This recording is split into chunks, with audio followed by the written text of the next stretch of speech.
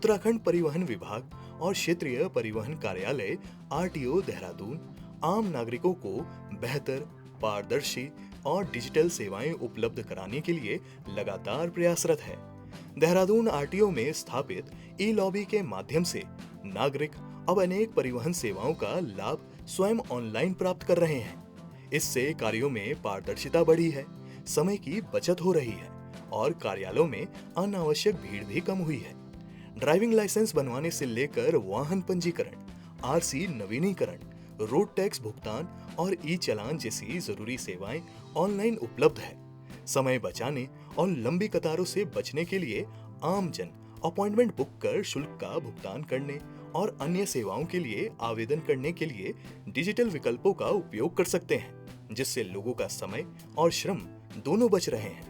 सड़क सुरक्षा को बढ़ावा देने, यातायात नियमों के प्रति जागरूकता फैलाने और दुर्घटनाओं में कमी लाने के लिए भी विभाग निरंतर अभियान चला रहा है। आधुनिक तकनीक और जन सहभागिता के माध्यम से परिवहन सेवाओं को अधिक सरल, सुगम और प्रभावी बनाया जा रहा है। नमस्कार, कार्यक्रम सरोकार में आप सभी का बहुत बहुत स्वागत है। आज हम अपने इस कार्यक्रम में एक महत्वपूर्ण विषय यातायात नियम, सड़क सुरक्षा और जन जागरूकता को शामिल कर रहे हैं। सड़क पर की गई एक छोटी सी लापरवाही भी किसी बड़ी दुर्घटना का कारण बनती है। आखिर सड़क दुर्घटनाओं को किस तरह से रोका जाए, यातायात नियमों का पालन क्यों जरूरी है और आमजन किस तरह से अपनी भूमिका, अपनी जिम्मेदारी को इसमें निभाएं, इन तमाम पहलुओं पर बातचीत करने के लिए आज हमारे साथ देहरादून के संभागीय परिवहन अधिकारी प्रशासन श्री संदीप सैनी जी हैं। आइए उनकी मुलाकात आपसे कराते हैं। संदीप जी, आपका बहुत बहुत स्वागत है कार्यक्रम सरोकार में। आज हम महत्वपूर्ण विषय यातायात के नियम, सड़क दुर्घटना और जन जागरूकता को लेकर इस कार्यक्रम पर चर्चा करने जा रहे हैं। तो सर, सबसे पहले हम इस बात से कार्यक्रम की शुरुआत करना चाहेंगे कि परिवहन विभाग की कार्यशैली और भूमिका किस तरह से है। परिवहन विभाग की अगर हम बात करें तो परिवहन विभाग दो तरीके से काम करता है। पहले जो वाहनों का जो रजिस्ट्रेशन होता है और जो लाइसेंस जो हमारे हम जारी करते हैं, ये एक पार्ट होता है हमारा, और दूसरा एक रेगुलेशन का काम होता है हमारा। जैसे यातायात नियमों का जो उल्लंघन होता है, सड़क पर जो दुर्घटनाएं होती हैं, तो रेगुलेटरी पार्ट में जो हमारी एनफोर्समेंट की टीम्स होती हैं वो कार्य करती हैं। जी, आरटीओ विभाग से जो आम जनता है वो किन कार्यों के लिए लगातार संपर्क करती है और संपर्क में रहती है?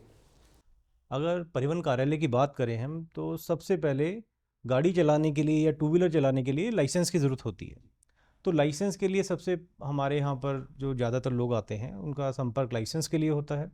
उसके अतिरिक्त वाहन रजिस्ट्रेशन की जो भी प्रक्रिया होती है और वाहन से ही संबंधित जितने भी काम होते हैं, जैसे उसका ट्रांसफ़र करवाना है किसी के नाम या डुप्लीकेट आरसी निकलवानी है, तो वाहन से संबंधित जितने भी काम होते हैं और लाइसेंस से संबंधी इन्हीं दो कामों के लिए हमारे विभाग से संपर्क में पब्लिक का होता है। जी, लाइसेंस की अगर हम बात करें तो लाइसेंस को प्राप्त करने की जो प्रक्रिया है वो हम आपसे जानना चाहेंगे, और इस कार्यक्रम के माध्यम से हमारे दर्शक भी उत्सुक होंगे कि लाइसेंस की जो प्रक्रिया है, परमानेंट लाइसेंस, लर्निंग लाइसेंस, ये किस तरह से प्राप्त किया जाता है परिवहन विभाग से। अगर हम लाइसेंस की बात करें तो ये दो चरणों में होता है। सबसे पहले लर्निंग लाइसेंस। आपको कोई भी गाड़ी जब चलाते हैं आप उसको सीखने के लिए लर्निंग लाइसेंस बनवाना अनिवार्य है। तो सबसे पहले विभाग ने, हम अगर पूरे इंडिया की बात करें तो हम चौथे नंबर पे थे जो हमने ऑनलाइन सिस्टम जो है उसको लागू किया है। आप घर बैठे आप लाइसेंस के लिए अप्लाई कर सकते हैं, आप अपनी फ़ीस ऑनलाइन सबमिट कर सकते हैं, आप अपने डॉक्यूमेंट्स अपलोड कर सकते हैं।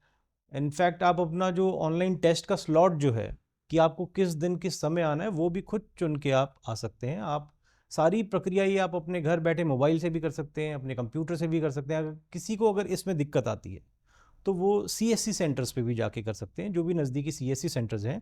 परिवहन विभाग ने सीएससी सेंटर्स को ऑथराइज़ किया हुआ है कि वो 30 रुपये अप्लाई करने के लिए लेंगे और पर डॉक्यूमेंट जो है 10 रुपये प्रिंट के लेंगे। तो प्रक्रिया पिछले, अगर हम कुछ सालों की देखें, पिछले 10 सालों में डिपार्टमेंट ने जो ऑनलाइन जो प्रक्रिया करी है उसमें लोगों के लिए बहुत सुविधाएं हो गई हैं, घर बैठे अप्लाई कर सकते हैं। लेकिन क्योंकि जो टेस्ट होता है वो ऑनलाइन टेस्ट होता है, उसके लिए लर्निंग में अप्लाई करने के बाद संबंधित जब आपको स्लॉट मिला हुआ है आप हमारे कार्यालय आएँ, कार्यालय में आके पहले आपके डॉक्यूमेंट की स्क्रूटनी होती है कि आपने डॉक्यूमेंट जो लगाए हैं और जो उसमें स्पेलिंग्स लिखी हैं क्या मैच हो रही है नहीं हो रही है, क्योंकि कई बार ऐसा होता है लोग कहते हैं हमारे इसमें स्पेलिंग मिस्टेक हो गई है। इसके बाद आपका बायोमेट्रिक्स लिया जाता है। बायोमेट्रिक्स में आपकी फ़ोटोग्राफ और आपका सिग्नेचर लिया जाता है, जो आपके लाइसेंस पे प्रदर्शित भी होगा बाद में।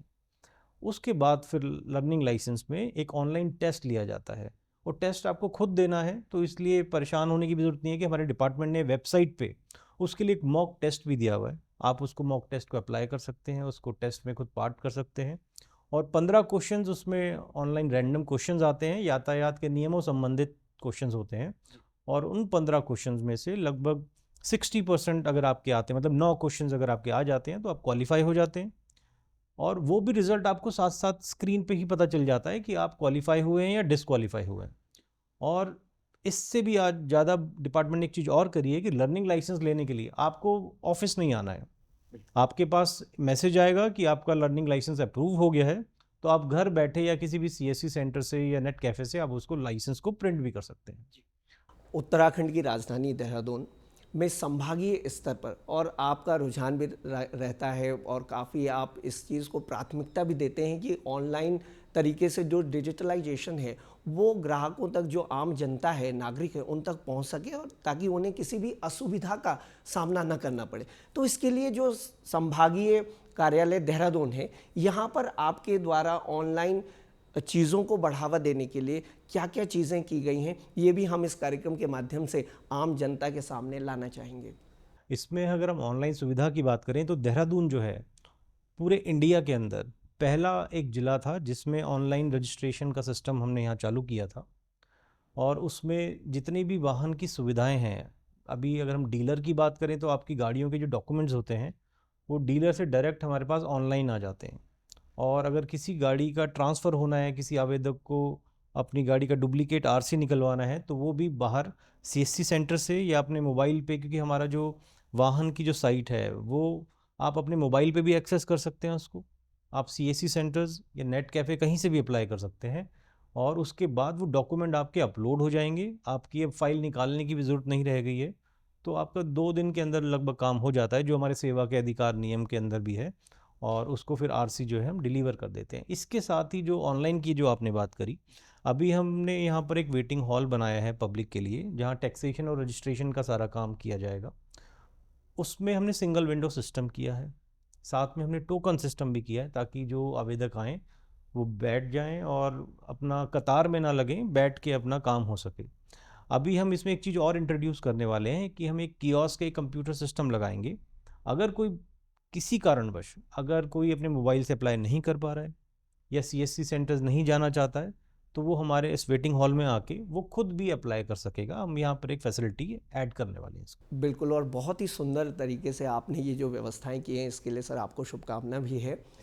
सड़क दुर्घटनाओं को रोकने के लिए, क्योंकि हमारे ये पहाड़ी प्रदेश है, हिल एरिया है, तो ऐसे में ज़्यादा से ज़्यादा हम प्रयास करें कि सड़क दुर्घटनाएं ना हो, उनको रोकने के लिए क्या आपकी तैयारी है और किस तरह से आप लोगों ने व्यवस्था की है? अगर हम सड़क दुर्घटनाओं की बात करें तो इसमें जो हमारा एनफोर्समेंट विंग है, एनफोर्समेंट और रोड सेफ्टी विंग है, वो हमारा कार्य कर रहा है। हमारे एआरटीओ एनफोर्समेंट्स हैं, हमारे संभाग के अंदर 5 एआरटीओ एनफोर्समेंट हैं जो लगातार कार्रवाई कर रहे हैं। इसी के अलावा डिपार्टमेंट ने टास्क फोर्सेस बनाई हुई हैं, बाइक स्क्वाड्स बनाए हुए हैं, और सबसे महत्वपूर्ण इसमें सुप्रीम कोर्ट मॉनिटरिंग कमेटी है। वो लगातार भारत सरकार की तरफ से निगरानी कर रही है कि जो सड़क दुर्घटनाएं हैं उनको किस तरीके से हम मिनिमाइज़ कर सकें, क्योंकि जो मिनिस्ट्री ऑफ रोड ट्रांसपोर्ट का जो टारगेट है वो ये है कि हम 2030 तक अपनी सड़क दुर्घटनाओं को 50% पे ला सकें, जिसमें हमारा जो देहरादून संभाग है उसमें पिछले 2-3 महीने से काफ़ी अच्छा काम हो रहा है। और यहाँ पर सड़क दुर्घटनाओं में और जो जो उससे कैजुअलिटीज़ होती हैं उसमें कमी आई है। वो हमारे जो एनफोर्समेंट की टीम्स हैं वो लगातार जो कार्रवाई कर रही हैं वो सिर्फ उसी की वजह से है। और जो इसके मुख्य कारण जो होते हैं, अगर आप देखेंगे तो मुख्य कारण जो हमारे जो एक्सीडेंट्स के होते हैं, ओवर स्पीडिंग, और आप गलत दिशा से अगर आप वाहन लेके जा रहे हैं, और ओवरलोडिंग की कई बार समस्या जो आ जाती है जिसकी वजह से जो गुड्स व्हीकल में ओवरलोडिंग की वजह से, और पैसेंजर व्हीकल में भी अगर पहाड़ में कई बार गाड़ी ने अगर गलत दिशा में चला गया तो वहाँ पर भी एक्सीडेंट होने की संभावना बढ़ जाती है। और जो हमारे ड्राइवर्स हैं, ड्राइवर का अभी तक ये होता था कि सबसे जो पहला मेन टारगेट होता था कि ड्राइवर की गलती की वजह से हुआ है, लेकिन अभी पिछले कुछ समय से इस चीज़ में सुधार किया जा रहा है, क्योंकि हर बार ड्राइवर की गलती नहीं होती है। कई बार रोड इंजीनियरिंग में भी दिक्कत आती है, जिसकी वजह से रोड पे एक्सीडेंट की संभावना बढ़ जाती है। तो अब हमारे जो डिस्ट्रिक्ट लेवल पे जो एक टास्क फोर्स बनी हुई है, डिस्ट्रिक्ट रोड सेफ्टी कमेटी बनी हुई है, जिसके जिलाधिकारी जो है अध्यक्ष होते हैं, उसमें सारे स्टेक होल्डर्स डिपार्टमेंट होते हैं। और अगर सड़क की दिक्कत है तो एक जॉइंट रोड सेफ्टी ऑडिट होता है, सड़क को सुधारा जाता है। और अगर एनफोर्समेंट की बात करते हैं तो हमारी जितनी भी टीम्स हैं वो एनफोर्समेंट का काम करती हैं, जिसमें अगर कोई ओवर स्पीडिंग कर रहा है, मोबाइल पे बात करते हुए गाड़ी को चला रहा है, या रेड लाइट जंप कर रहा है, तो ये ऐसे कई बार कारण बन जाते हैं जिससे चौराहों पे एक्सीडेंट होने की संभावना बढ़ जाती है। तो हमारी टीम्स इन सब पे लगातार कार्रवाई कर। बिल्कुल, और बहुत ही अच्छे विज़न के साथ में आप लोग आगे बढ़ रहे हैं। युवाओं की बात करें अगर हम, तो हम देखते हैं कि आज के ज़माने में वाहन हर किसी तक पहुंच गए और युवा जो हैं वो ज़्यादातर वाहनों का प्रयोग करते हुए नज़र आ रहे हैं। तो ऐसे में यातायात नियमों की जो जागरूकता है और युवाओं को उस जिम्मेदारी का एहसास कराएं कि किस तरह से वो वाहन चलाएं ताकि सड़क सुरक्षा भी हम सुनिश्चित कर सकें और कम से कम सड़क दुर्घटना इसमें हो सके। अगर हम युवाओं की बात करें तो आज की जो हमारी जनरेशन है वो सबके पास, हमारे पास कम से कम 2 व्हीलर्स 4 व्हीलर्स सबके पास अवेलेबल हैं। तो इसमें जो हमारे यंग जनरेशन है, यंग जनरेशन से हम सिर्फ एक ही अपील करना चाहते हैं, जो सड़क दुर्घटनाएं हैं वो आपके कंट्रीब्यूशन से रुक सकती हैं, कि अगर आप 2 व्हीलर चलाते हुए हेलमेट पहने, क्योंकि जो एक स्टडी है भारत सरकार की उसमें ये देखा गया है जो 70% जो कैजुअलिटीज़ होती हैं 2 व्हीलर चलाते समय, गलतियां जो होती हैं, तो 70% जो कैजुअलिटी हैं वो 2 व्हीलर में हेलमेट ना पहनना या हेलमेट को ठीक तरीके से ना पहनने की वजह से होती हैं। तो युवाओं को हमारा संदेश यही है कि अगर आप 2 व्हीलर चला रहे हैं स्पेशली, एक तो ISI मार्क का हेलमेट पहने, उसको ठीक तरीके से बांधें जिससे सड़क दुर्घटनाओं में सर पे चोट ना लगे, क्योंकि हमारा सर जो है सेंसिटिव पार्ट होता है। और अगर हम 4 व्हीलर की बात करें तो ओवर स्पीडिंग ना करें, ड्रिंक एंड ड्राइव ना करें, मोबाइल पे बात करते हुए वाहन को ना चलाएं, क्योंकि आपका रिफ्लेक्स सिस्टम जो होता है वो उस समय डिस्टर्ब हो जाता है और एक्सीडेंट की संभावनाएं बढ़ जाती हैं। क्योंकि सड़कों को सुरक्षित रखने का काम जितना हमारा है उतना ही आम जन का भी है, क्योंकि सभी लोग रोड को उपयोग कर रहे हैं। और आने वाली जो पीढ़ी है, हमारे युवा हैं जो वाहन का प्रयोग कर रहे हैं या आगे आने वाले समय में करेंगे, हम उनसे यही अपील करते हैं कि आप जो है वाहन को सुरक्षित तरीके से चलाएं, ओवर स्पीड ना करें और 2 व्हीलर चलाते हुए हेलमेट का प्रयोग करें। बिल्कुल, आपने बहुत ही सही कहा।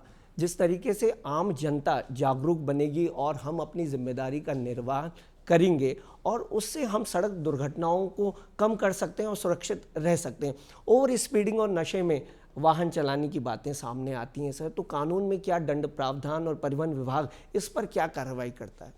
अगर हम ओवर स्पीडिंग की बात करें तो ओवर स्पीडिंग में जो चालान की जब कार्रवाई होती है तो 2 तरीके से होती है। सबसे पहला कि आपके जो चालान हुआ है उसमें 2000 रुपये का जुर्माना होता है और लाइसेंस पे 3 महीने की सस्पेंशन की कार्रवाई की जाती है, मतलब कि आप 3 महीने तक उस कैटेगरी के वाहन को नहीं चला पाएंगे। तो भारत सरकार ने बहुत अच्छी इंटेंशन से इसको किया है, इसको हम एनफोर्स भी कर रहे हैं, क्योंकि और अभी एक नया प्राविधान इसमें जोड़ा गया है लेटेस्ट, कि अगर किसी का चालान ओवर स्पीडिंग या मोबाइल पे बात करते हुए ऐसे ऑफेंस में हुआ है जिसमें लाइसेंस का सस्पेंशन होना है, तो उसको पहले रिफ्रेशर कोर्स करना पड़ेगा एक, उसके बाद ही उसका लाइसेंस को जो है बहाल किया जाएगा। तो ये तो बात थी, हम सिर्फ अगर ओवर स्पीडिंग की बात करें। ओवर स्पीडिंग में जो हमारी कार्रवाई जो हो रही है वो 3 तरीके से हो रही है। पहला, हमारी जो एनफोर्समेंट की टीम्स हैं वो अपना मशीन जो होती है हमारी स्पीड मीटर्स उससे करते हैं।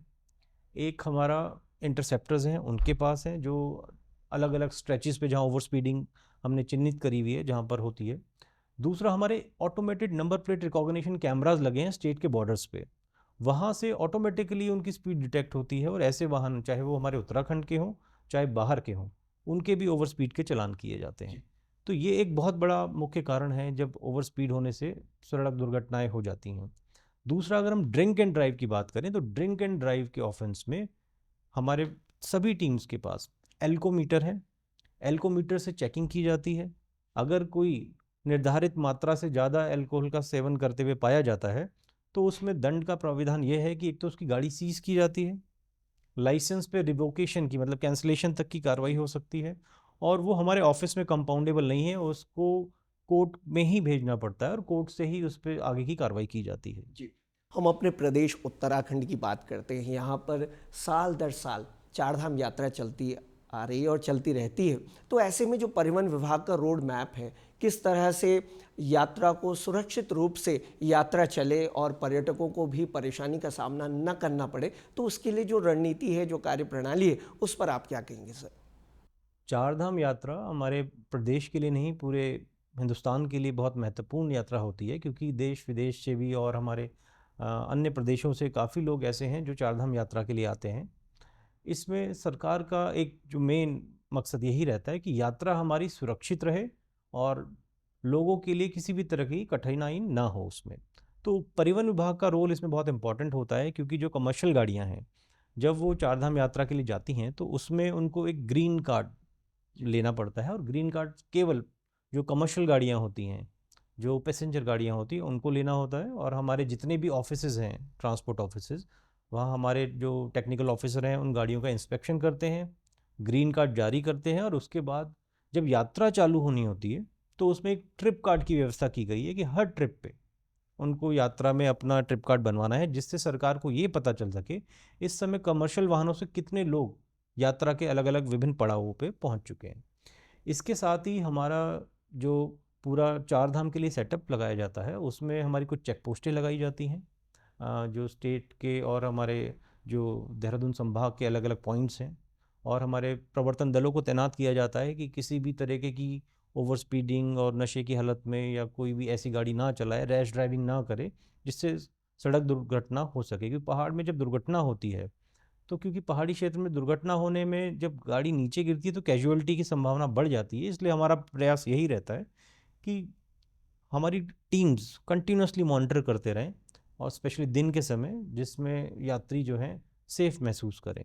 तो सरकार की प्राथमिकता भी यही है कि चारधाम यात्रा जो है सकुशल और सेफ रहे। जी, आम जन की जो शिकायतें हैं, इसके लिए जो शिकायत का निवारण है, वो किस तरह से परिवहन विभाग करता है अगर आम जनता किसी भी प्रकार की परेशानी का सामना करती है? अगर हम ऑफिसेज की बात करें कि अगर किसी भी व्यक्ति को जो अपना काम करवाने आता है, चाहे लाइसेंस संबंधी हो, चाहे हमारा रजिस्ट्रेशन संबंधी हो, तो उसमें हमारे सब जगह सेक्शन इंचार्जेस हैं। एक हमारा हेल्प डेस्क है और सब अपने सेक्शन इंचार्जेस से बात कर सकते हैं, और हमारे जो पंजीयन अधिकारी हैं, हमारे एआरटी प्रशासन हो गए या मैं खुद हो गया, पब्लिक हमारे से डायरेक्ट बात कर सकती है। अगर किसी भी तरह की परेशानी है उसका तुरंत समाधान भी किया जाता है। और ये हमारे ऑफिस में ही नहीं, ये हमारे संभाग के जितने भी ऑफिस हैं वहाँ पर हम इसी तरीके से इसको प्रोसेस को कर रहे हैं। और सिंगल विंडो सिस्टम है जिससे लोगों को कम से कम परेशानी हो, कम से कम अलग अलग सेक्शंस में जाना पड़े। तो ये हमने व्यवस्था करी है और इसको और सुदृढ़ करने के लिए हम प्रयास कर रहे हैं इसमें। जी, वाहनों की फिटनेस की अगर हम बात करें सर, तो इसमें निजी वाहन और व्यावसायिक वाहन, इन दोनों ही प्रकार के वाहनों का जो फिटनेस है वो किस प्रकार से किया जाता है और क्या इसकी प्रक्रिया है? वाहनों की फ़िटनेस की अगर हम बात करें तो फ़िटनेस एक इतना महत्वपूर्ण हमारा जो इसमें बिंदु है, क्योंकि जब हमारी फिट गाड़ियाँ, रोड वर्दी गाड़ियाँ सड़क पर चलेंगी तो एक्सीडेंट की संभावनाएं कम हो जाएंगी। तो भारत सरकार ने इसी क्रम में अभी ऑटोमेटेड फिटनेस टेस्टिंग सेंटर्स वो स्थापित करवाए हैं। जो निजी, जो पहले हमारे यहाँ हमारे आरआई टेक्निकल जो हैं वो किया करते थे, वो मैनुअल होता था, लेकिन अब ऑटोमेटेड टेस्टिंग सेंटर्स पे वो पूरी तरीके से ऑटोमेशन मोड में फिटनेस होती है कमर्शियल गाड़ियों की। वहाँ 5 तरीके की टेस्टिंग होती है, और उसके बाद साथ के साथ ही अगर गाड़ी फिट है तो वहीं से उनको फिटनेस सर्टिफिकेट जारी कर दिया जाता है। और अगर हम प्राइवेट गाड़ी की बात करें तो प्राइवेट गाड़ियों में भी अभी गवर्नमेंट ऑफ इंडिया ने उसमें एक नोटिफिकेशन कर दिया है, अगर किसी गाड़ी का री रजिस्ट्रेशन होना है 15 साल के बाद, जब गाड़ी का 5 साल और बढ़ाया जाता है, तो उनको भी स्वचालित स्टेशन जो है हमारे ATS automated fitness testing centre जो हैं उन पे गाड़ियों को फिटनेस के लिए ले जाना पड़ेगा। और अगर गाड़ी फिट पाई जाती है केवल तभी गाड़ी को सर्टिफिकेट मिलेगा और री रजिस्ट्रेशन होगा।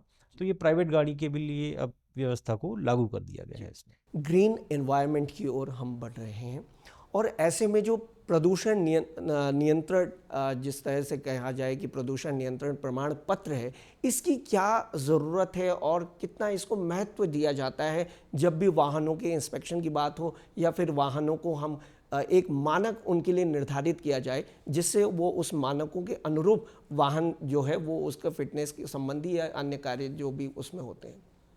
अगर हम पॉल्यूशन की बात करें तो सरकार का इस पे बहुत फोकस है, क्योंकि हमारे यहाँ जो एक ग्रीन सेस हम लोग पब्लिक से लेते हैं उसको अलग अलग प्रयोजनों में यूज़ करते हैं, जिससे ट्रांसपोर्ट सेक्टर को स्पेशली हम उसको ग्रीन ट्रांसपोर्ट की तरफ ले जा सकें। तो अभी एक हमारा अर्बन मोबिलिटी प्लान गवर्नमेंट ने देहरादून के लिए लॉन्च किया है।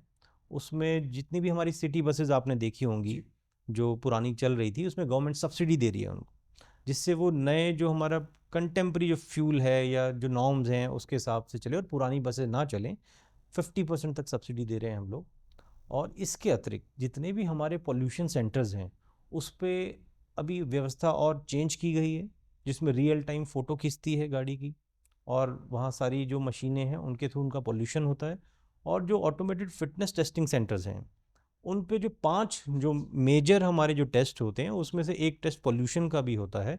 तो कोई भी कमर्शियल गाड़ी अगर वहाँ अपना फिटनेस करवाने जाती है तो उसका पॉल्यूशन का टेस्ट वहाँ पर भी हो जाता है इसमें। ई चालान की जो व्यवस्था है वो किस तरह से है और जिससे जो जनता है उसे कम से कम उन्हें परेशानी हो सके इसके लिए? अभी हम चालान की अगर बात करें तो चालान में 3 तरीके से हमारे चालान हो रहे हैं आज की डेट में। एक तो ई चालान, जो हमारे जितने भी ARTO एनफोर्समेंट हैं या हमारी टास्क फोर्स हैं या हमारे बाइक स्क्वाड्स हैं, सबको अलग अलग पावर दी गई हैं सरकार द्वारा। ई चालान में जैसे ही आपकी जब गाड़ी रोकते हैं तो कागज़ अब फिज़िकल दिखाने की ज़रूरत नहीं है। जब भी आपकी गाड़ी कोई रोकता है तो हम, क्योंकि सारा हमारे ट्रांसपोर्ट डिपार्टमेंट जो ई चालान के माध्यम से कर रहे हैं, तो गाड़ी का नंबर डालते ही उसकी सारी डिटेल्स आ जाती हैं, आपका इंश्योरेंस, आपका रजिस्ट्रेशन की वैलिडिटी, आपकी फ़िटनेस की वैलिडिटी। तो उसमें अब जो फिज़िकली डॉक्यूमेंट्स की ज़रूरत थी अब वो ख़त्म हो गई है। भारत सरकार ने भी उसको अब मैंडेटरी नहीं किया है।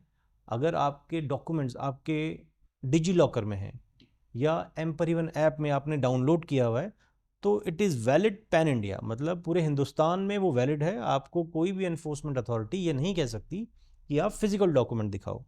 तो ई चालान में जब हमारे पास देखते हैं कोई भी डॉक्यूमेंट अगर इनवैलिड होता है तो उसका चालान जनरेट किया जाता है और उसी समय जो भी मोबाइल नंबर उसमें रजिस्टर्ड है उसके पास एक SMS जाता है अलर्ट के रूप में कि आपका ये चालान हो गया है, इतने दिन के अंदर आप इसका भुगतान करें, नहीं तो इसको हम आगे की कार्रवाई चालू कर दी जाएगी। ये तो था हमारा ई चालान सिस्टम जो हमारे इन्फोर्समेंट के स्क्वाड्स कर रहे हैं। इसके अतिरिक्त 2 तरीके से और चालान हो रहे हैं। एक हमारा automated number plate recognition cameras हमारे स्टेट के बॉर्डर्स पे लगे हैं। कोई भी गाड़ी जब स्टेट के अंदर एंटर करती है, अगर उसके किसी भी तरीके के डॉक्यूमेंट्स इनवैलिड हैं या ओवर स्पीड कर रही है तो एक हमारा कंट्रोल रूम मुख्यालय स्तर पे बना है, वहाँ चालान होते हैं। और एक नई व्यवस्था अभी चालू करी है, जितने भी हमारे टोल प्लाजा हैं स्टेट में वहाँ एक ई डिटेक्शन सिस्टम चालू किया गया है। अगर आपका रजिस्ट्रेशन, फिटनेस, इंश्योरेंस और पॉल्यूशन अगर आपका वैलिड नहीं है और आप किसी भी टोल प्लाजा जो उत्तराखंड स्टेट के अंदर में है आप वहाँ से अगर गुजरे हैं तो आपका ऑटोमेटिकली चालान हो जाएगा। इसलिए किसी भी टोल प्लाजा में गुजरने से पहले आप अपने डॉक्यूमेंट्स को चेक कर लें, नहीं तो आपको जुर्माना लग सकता है। स्कूली वाहनों की सुरक्षा की हम बात करें तो किस तरह के मानक जो हैं वो परिवहन विभाग द्वारा निर्धारित किए गए हैं? स्कूल वाहनों की अगर हम बात करें तो इसमें राज्य सरकार बहुत गंभीर है। इसके अतिरिक्त सुप्रीम कोर्ट और माननीय हाई कोर्ट के द्वारा भी समय समय पर निर्देश दिए गए हैं, जिसको हमने एक पॉलिसी के रूप में यहाँ तैयार किया है। उसके नॉर्म्स ये हैं कि जैसे व्हीकल का कलर येलो अलग होना चाहिए, विंडोज़ पे जैसे रॉड्स या जाली होनी चाहिए जिससे छोटे बच्चे जो हैं वो अपना हाथ या सर बाहर ना निकाल सकें, जिससे एक्सीडेंट ना हो। गाड़ी की फिटनेस बिल्कुल ठीक होनी चाहिए। व्हीकल में GPS और CCTV होना चाहिए। ये कुछ ऐसे मानक हैं जो हाई कोर्ट ने भी मैंडेट किए हैं। तो हमारी टीम्स 2 तरीके से चेक करती हैं। एक तो जो फ्लीट्स जिनकी ज़्यादा हैं हमारी टीम्स स्कूल में जाके उनको चेक करते हैं। इसके अतिरिक्त हमारे रोड पे जितने भी हमारी टास्क फोर्स, हमारे ARTO एनफोर्समेंट हैं, समय समय पर चेक करते हैं ताकि जो हमारे स्कूली वाहन हैं उनमें ओवरलोडिंग ना हो और व्हीकल की कंडीशंस ठीक हो, जिससे किसी भी प्रकार की ऐसी दुर्घटना ना हो जिसमें कोई भी जनहानि हो। सर, हम इलेक्ट्रिक वाहनों की बात अगर हम करते हैं तो सरकार के द्वारा इन वाहनों को बढ़ावा देने के लिए क्या योजनाएं ला रही है सरकार? इलेक्ट्रिक व्हीकल की अगर हम बात करें तो पिछले कुछ समय से ई व्हीकल की जो संख्या है वो लगातार बढ़ रही है, और अभी पिछले अगर हम अप्रैल महीने की बात करें तो काफ़ी संख्या इसमें बढ़ोतरी हुई है, जब से डीजल के प्राइसेस बढ़ गए और हमारा इकोनॉमी में थोड़ा सा ऐसी परेशानी आ रही थी। तो माननीय प्रधानमंत्री जी की अपील के बाद इसमें इजाफा हुआ है। और अगर हम सरकार की बात करें तो परिवहन विभाग ने ई व्हीकल्स पे, जो प्राइवेट ई व्हीकल्स होते हैं उनके रजिस्ट्रेशन पे टैक्स बिल्कुल ज़ीरो किया है। टैक्स आपको नहीं देना है, अगर आपने ई व्हीकल ख़रीदा है तो आपको कोई टैक्स नहीं देना है, सिर्फ रजिस्ट्रेशन फ़ीस होती है, नॉमिनल फ़ीस है। लेकिन अभी सरकार उस पर भी पुनर्विचार कर रही है कि और क्या हम लोगों को इस तरीके से प्रोत्साहित कर सकते हैं कि ई व्हीकल्स की तरफ लोग आगे बढ़ें, क्योंकि थोड़ा एक चार्जिंग जो इंफ्रास्ट्रक्चर है उस पर सरकार बहुत गंभीरता से काम कर रही है, क्योंकि जैसे पेट्रोल पंप जगह जगह हैं, ऐसे ही जब चार्जिंग स्टेशंस भी लग जाएंगे तो लोगों को एक कॉन्फिडेंस आएगा कि हम ई व्हीकल लेके भी लंबी यात्रा पे निकल सकते हैं। जी। संभागीय स्तर पर अगर हम बात करें और परिवहन का जो ये एक महत्वपूर्ण विभाग है सर, तो ऐसे में जो वरिष्ठ नागरिक हैं और जो महिलाएं हैं उनके लिए क्या किसी खास तरह की या एक महत्वपूर्ण तरीके से, एक व्यवस्थित तरीके से उन्हें किस प्रकार से लाभ पहुंचाने की कोशिश की गई है और क्या क्या इसमें सुविधाएं उनको दी जा रही हैं? अगर हम सीनियर सिटीजन्स की बात करें या महिलाओं की बात करें तो जैसे हमारा टैक्सेशन और रजिस्ट्रेशन सेक्शन हमने आपको बताया, आप अभी उसको देखेंगे भी, वो हॉल वहाँ बैठ के आराम से काम कर सकते हैं। और हमारे जो सेक्शन इंचार्जेज़ हैं सबको निर्देशित ऑलरेडी किया हुआ है कि आप प्रायोरिटी दें। अगर आपको सीनियर सिटीज़न मिलते हैं या महिलाएं मिलती हैं जो थोड़ी बुज़ुर्ग महिलाएं होती हैं तो उनका भी प्रायोरिटी पे काम करेंगे। और ये हमने अपने ही सिर्फ ऑफिस में नहीं, हमारे संभाग में 5 ऑफिसेज आते हैं, हमने सभी को निर्देशित किया हुआ है कि आप प्रायोरिटी पे इनका काम करवाएंगे। एक आम नागरिक किस प्रकार से सड़क सुरक्षा में अपना योगदान दे सकता है? सड़क सुरक्षा की बात अगर जब हम करेंगे तो आम नागरिक का जो रोल है वो सबसे इम्पोर्टेंट है। हमारी जो टीम्स हैं वो तो इन्फोर्समेंट करती हैं, लेकिन आम नागरिक जो वाहन चला रहे हैं, चाहे 2 व्हीलर चला रहे हैं चाहे 4 व्हीलर चला रहे हैं, तो नियमों का पालन करें। अगर 2 व्हीलर चला रहे हैं तो हेलमेट पहने, मोबाइल पर बात करके वाहन ना चलाएं, रैश ड्राइविंग ना करें। 4 व्हीलर चला रहे हैं तो ओवर स्पीडिंग ना करें, ड्रिंक एंड ड्राइव ना करें, किसी भी तरीके का ऐसा नियमों का उल्लंघन ना करें जिससे सड़कें हमारी सुरक्षित ना रहें। क्योंकि ये सड़क को सुरक्षित रखना जितना हमारी जिम्मेदारी है, परिवहन विभाग या पुलिस की जिम्मेदारी है, उतना ही आम नागरिक की भी जिम्मेदारी है। अगर हम सभी लोग एजुकेट होकर इसमें अपना योगदान देंगे तो हमारी सड़कें सुरक्षित रहेंगी। जी। परिवहन विभाग की जो भविष्य की प्राथमिकताएं हैं वो क्या हैं? परिवहन विभाग की जो भविष्य की 2 प्राथमिकताएं जो मैं आपको गिनाना चाहूँगा कि एक तो पब्लिक को जो सर्विस जो हम दे रहे हैं उसमें और कैसे सुधार किया जा सकता है। जैसे ऑनलाइन हमारी अभी सुविधाएं हमने दे दी हैं, लेकिन अभी हमारे कुछ ऐसे सेक्टर्स बचे हैं जिसको हम और इम्प्रूव कर रहे हैं। तो सबसे पहला, पब्लिक को जो सर्विस दे रहे हैं वो हमारी पहली प्राथमिकता है कि और उसमें सुधार कैसे किया जा सकता है। दूसरा, रोड सेफ्टी। रोड सेफ्टी में एक्सीडेंट्स कैसे कम किए जा सकते हैं, सरकार, परिवहन विभाग उसमें पूरे जोर से काम कर रही है, क्योंकि एक हमारी लीड एजेंसी इसमें बनाई हुई है जो कंटिन्यूसली मॉनिटर कर रही है कि हम कैसे अपने एक्सीडेंट्स को कम करें और उसको 50% से नीचे लाया जाए उसमें। जी। आपका क्या सुझाव है सड़क दुर्घटनाओं को रोकने के लिए? ये हम अपने दर्शकों के सामने आपकी बात को ज़रूर इस कार्यक्रम के माध्यम से लाना चाहेंगे। सड़क दुर्घटनाओं को, जैसा आपने अभी बात करी, रोकने के लिए सभी लोगों का, आम जन से भी अपील है कि अपना वाहन जो है संयम से चलाएं, सुरक्षित चलाएं। क्योंकि किसी भी सड़क दुर्घटना में जब कैजुअल्टी होती है तो वो सिर्फ एक व्यक्ति का नहीं, पूरे परिवार की होती है। तो ये हम सभी की जिम्मेदारी है कि नियमों का पालन करते हुए वाहन चलाएं और सड़कों को सुरक्षित रखें। जी सर, आपने इन सभी बातों पर बहुत ही सुंदर और विस्तृत चर्चा हमारे साथ में की, इसके लिए आपका बहुत बहुत धन्यवाद। Thank you. तो दर्शकों, ये था हमारा कार्यक्रम यातायात नियम, सड़क सुरक्षा और जन जागरूकता को लेकर। सतर्क रहें, सुरक्षित रहें, सड़क पर अच्छे से चलें, सुरक्षा तरीके से चलें।